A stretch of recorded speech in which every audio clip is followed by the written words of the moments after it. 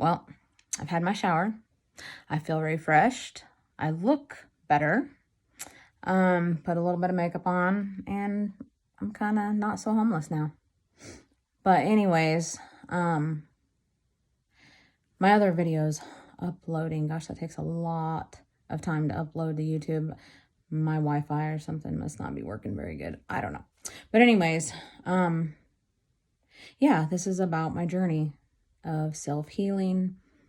I feel like it's going to reach a lot of people that need to hear a lot of this stuff. I don't have the answers. I'm just stating what I've been through, and how I handled it, and how I need to protect myself from things like that again. Is it my fault that certain people hurt me? No, it is not. And anybody who ever feels like they deserved to get abused because of anything, or you hear of girls getting raped because they asked for it. No, not at all. That's not how this works. People do hurt people, and they need to be held accountable. Our part, it's done and over. If we're still here, we can definitely deadbolt our doors, as they say. People are going to try to hurt people. That's just what they do. And we need to do what we have to do to protect ourselves and keep boundaries and, change the locks, everything, anything. Protect. There's a million different things you can do to help prevent it. It's not a guarantee it's never going to happen again, but it's more likely it won't if you do everything possible to protect yourself. Anyways, my whole segment here is the start of it all. I grew up in a very good home, very traditional. My dad raised me and my grandma, and there was no gossiping. There was no, I don't even remember getting a spanking. And maybe I should have, but by the time I needed it, I was a teenager, so it really wouldn't have probably done any good. So, but we never had violence, no aggressive, no yelling, no nothing, none of that. I never experienced that personally. When we would go see Mom, there was a couple times I saw it and witnessed it, but really wasn't a part of it. But I saw some things that kids probably shouldn't see. Anyways, so yeah, back in 2019, 2020, around that time, I was in a relationship with somebody. And yeah, I'm not going to go into what I could have done to prevent it. I'm just going to state what happened. Got into a relationship with somebody. Then come their birthday, I went down to see them, and we had a great day. I had barbecue, some family, some friends were over, and it was great. It really was a good time. I mean, we had a good time. And then it kind of got dark out, and we decided to go see somebody in town. He lived out in the country, and nothing, just maybe have some drinks or something. Nothing crazy, nothing wild, nothing that should have led to what I'm about to tell you. Anyways, when we got to the person's house, I could tell the man I was in a relationship with, I felt his intensity. I could feel it growing. I don't know. I couldn't tell you why. I don't know. I didn't do anything to provoke it. And it doesn't matter. If a person does, you don't you don't do what he did to me. But anyways, so we decided to leave and go home. And I thought we were going to go home.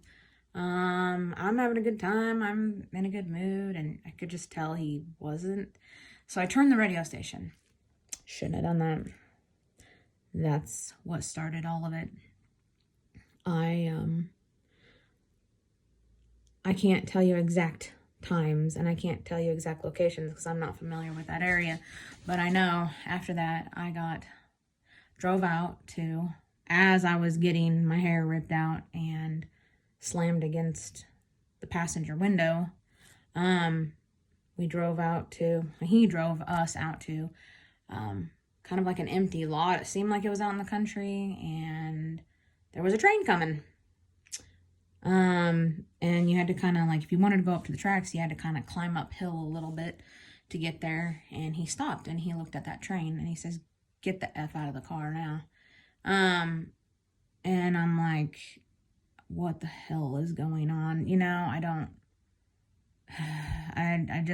I'm looking at the train, I'm looking at him, he's kicking my back, to get me up to the train tracks. And I go, and I'm bawling, and I keep thinking, I hope when he pushes me out in front of that train that there's enough body parts that they can identify the body and my kids will be able to bury me. That's what I thought was going to happen. And he brought me clear up to the train tracks. And the train was coming out in the middle of nowhere. That train ain't going to stop. Now, I had somebody tell me one time, if you die on the railroad tracks, then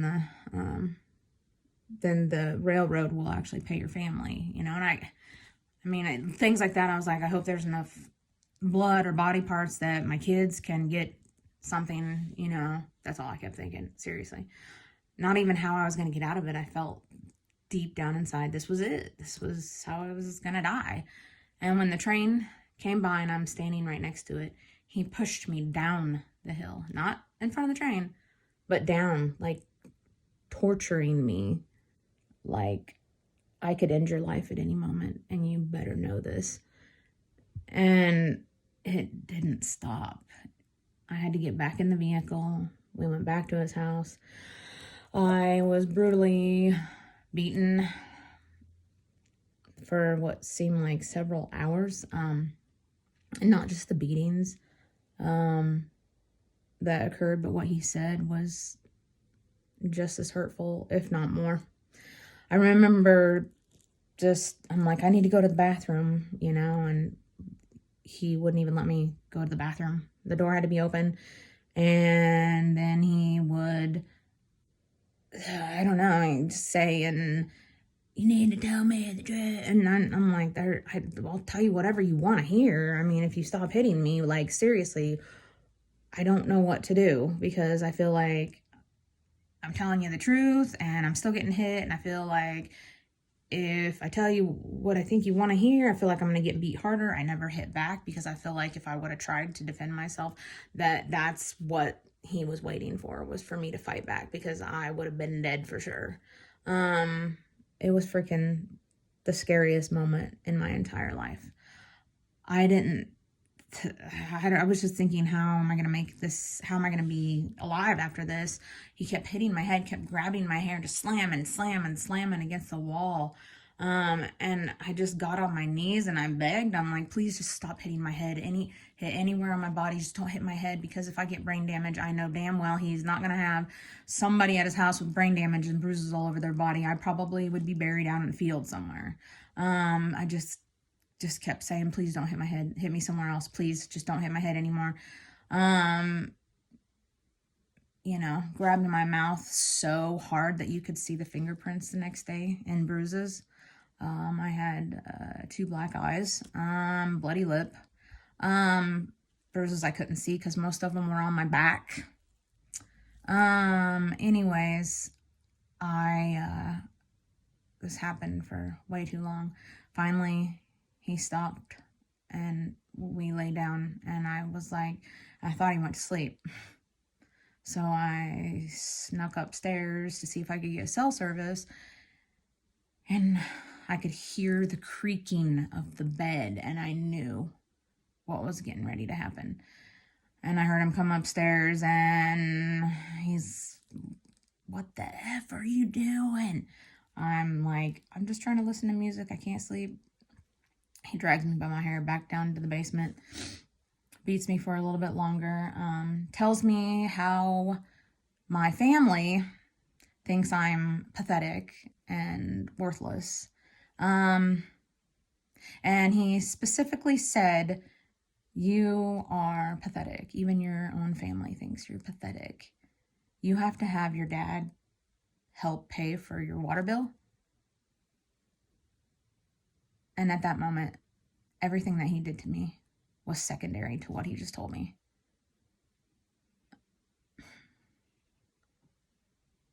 Why is somebody in my family talking to this man? He's not from here. He's 3.5 hours from here. Doesn't have family here. Has no connection here. Nobody knew him before I even had a relationship with him. Why